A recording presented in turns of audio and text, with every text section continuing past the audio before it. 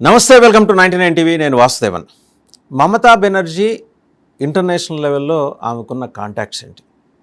ఇదేదో ఒక ప్రొయాక్టివ్ అప్రోచ్తో ఉన్న కాంటాక్ట్స్ గురించి కాదు ఇక్కడ ప్రస్తావన చేసేది. దగ్గర 3-4 దేశాల్లో 7-8 ఆర్గనైజేషన్స్ ఆవిడ కోసం ఎలా పనిచేస్తూ వస్తున్నాయి.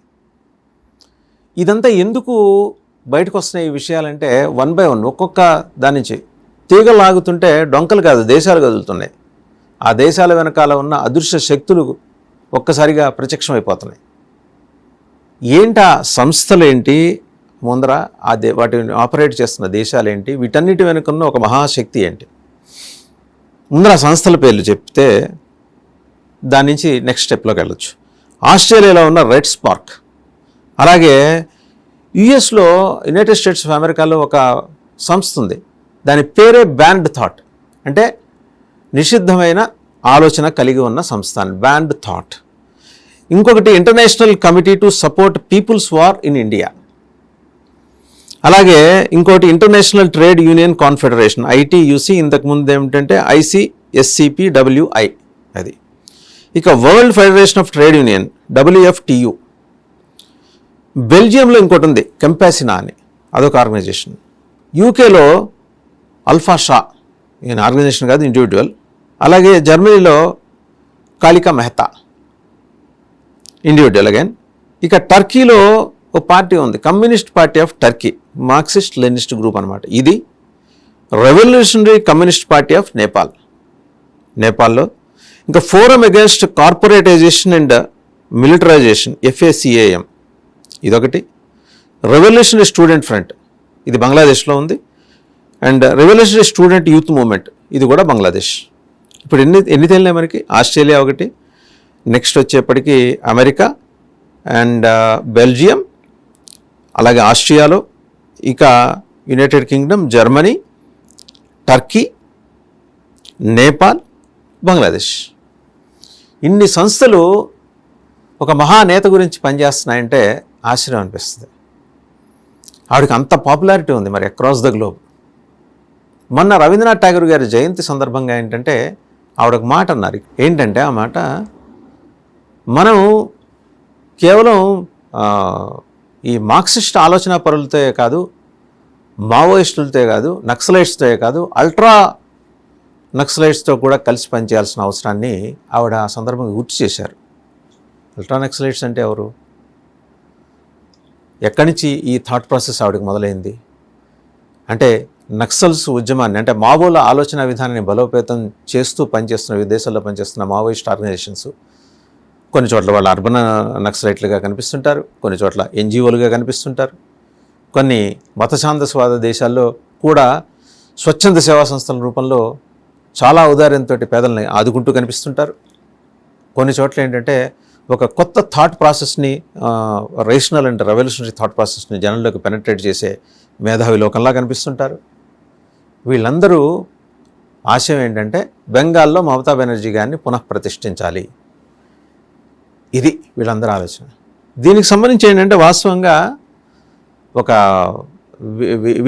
వీటిలో ఉన్న కొన్ని అంశాలని స్పృశిస్తూ బంగ్లాదేశ్కి చెందిన ఒక మాజీ బ్రిగేడియర్ ఒక ఆర్టికల్ కూడా రాశారు. ఆయన ప్రస్తావన కూడా చేశారు. ఏంటంటే వాళ్ళ దేశంలో మమతా పార్టీ జమాతేకి ఎలాంటి సపోర్ట్ ఇస్తోంది అని. గుర్తుంచుకుంటే కనుక 2014లో మన ప్రధానమంత్రి షేక్ హసీనాని, మన నరేంద్ర మోదీ గారు అప్పటి ప్రధానమంత్రి షేక్ హసీనాని కలిసినప్పుడు ఆవిడ ఒక జోషియర్ సమర్పించింది ఆయనకి, ప్రధానమంత్రికి. మీ దేశంలో పార్టీ మా దేశంలో ఈ మతఛాందస్వాద జమాతేకి సపోర్ట్ చేస్తూ మనీ పంప్ చేస్తోంది అని. ఈ ఆధారాలన్నీ సేకరిస్తున్నారు both West Bengal state government and అలాగే కేంద్ర ప్రభుత్వం కూడా. ఇవేది ఒక్కరోజు నైట్లోనే ఇవన్నీ ఆధారాలన్నీ వచ్చేస్తాయని కాదు. ఇవన్నీ ఏంటంటే ఒక కేసు ఎస్టాబ్లిష్ చేసేప్పుడు పరిపూర్ణంగా ఫైల్ తయారు చేయాలి, ప్రతి దానికి ఎవిడెన్స్ ఉండాలి. సో ఆ ఎవిడెన్స్ కోసం ఇప్పటిదాకా అందిన లింకులను బట్టి ఫర్దర్గా ప్రోబ్ చేసుకుంటూ 4-5 ఇన్వెస్టిగేషన్ ఏజెన్సీస్ పనిచేయడం మొదలెట్టాయి. ఈ రెవల్యూషనరీ ఆర్గనైజేషన్స్ తోటి, పీపుల్స్ వార్ ఇన్ ఇండియా అనే ఆర్గనైజేషన్స్ తోటి, బంగ్లాదేశ్లో ఉన్న విచ్ఛిన్నకర శక్తి revolutionary student union, student front అను అలాంటి ఆర్గనైజేషన్స్ తోటి, యూత్ వింగ్ తోటి, జమాతే తోటి మమతా బెనర్జీ గారికి ఏంటి పని? ఇది ఆ బ్రిగేడియర్ గారు, బంగ్లాదేశ్ మాజీ బ్రిగేడియర్ గారు రాసిన ఆర్టికల్లో ఉంది. షేక్ హసీనా గారు మన ప్రధానమంత్రి నరేంద్ర మోదీ గారికి ఇచ్చిన దోషియల్లోనూ ఉంది. సో ఈ అంశాలన్నీ 1 by 1 బయటకు వస్తున్నాయి.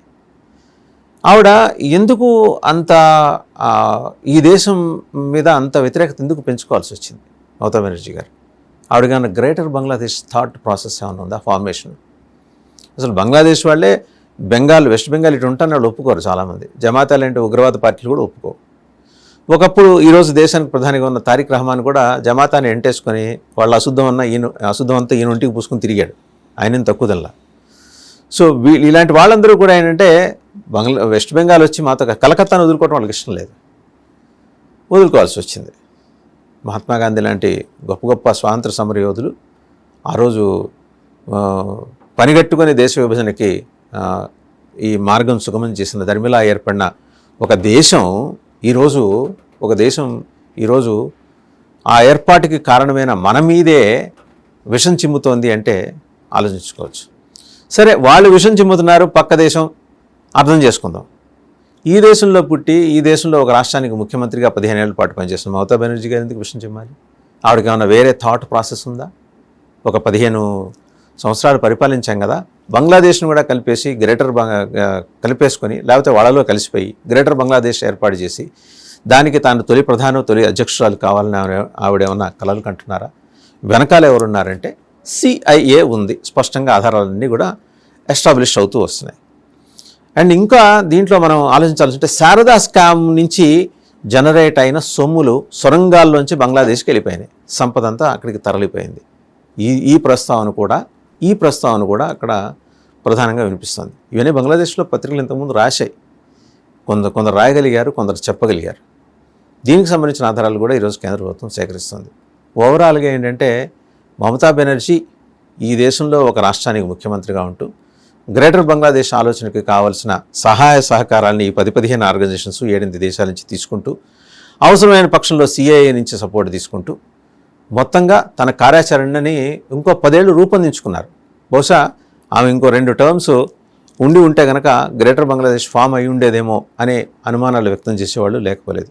ఇది వినటానికి అతిశయోక్తిలాగానో చందమామ కథలాగానో ఉండొచ్చు, కానీ ఆధారాలు ఒక్కటొక్కటిగా బయటపడుతున్న క్రమంలో మొత్తంగా అర్థమవుతున్న విషయం ఏంటంటే దీని వెనకాల ఇన్ని సంస్థలు ఉన్నాయి, ఒక 10-15 మంది బలమైన ఇండివిజువల్స్ ఉన్నారు అండ్ ఇన్ఫ్లుయెన్సర్స్ ఉన్నారు, ఆర్థికంగా బలోపేతం చేయడానికి కావలసిన సాధన సంపత్తి ఉన్నోళ్ళు ఉన్నారు, CIA ఉంది.